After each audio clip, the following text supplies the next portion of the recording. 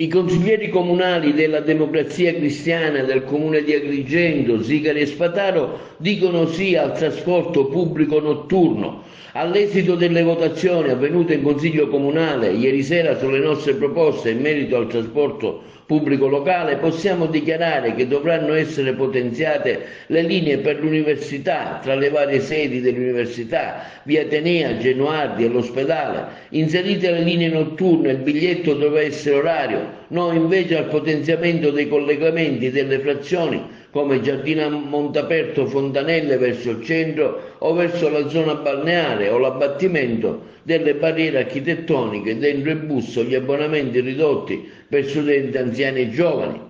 I consiglieri Zicari e Spataro proseguono nel loro comunicato affermando: in Consiglio Comunale ieri sera abbiamo riaperto il dibattito sul trasporto pubblico locale, chiediamo all'amministrazione di poter incontrare il consulente dell'Emilia Romagna che hanno scelto per scrivere il progetto di gara e avere un confronto con lui. La nostra idea di mobilità è quella di una realtà moderna che consenta di lasciare le auto in casa, spostarsi con i mezzi pubblici per raggiungere il centro e soprattutto che preveda gli spostamenti notturni, così da ovviare all'assenza di parcheggi e aumentare la sicurezza per i nostri giovani, dando loro un'alternativa alla guida.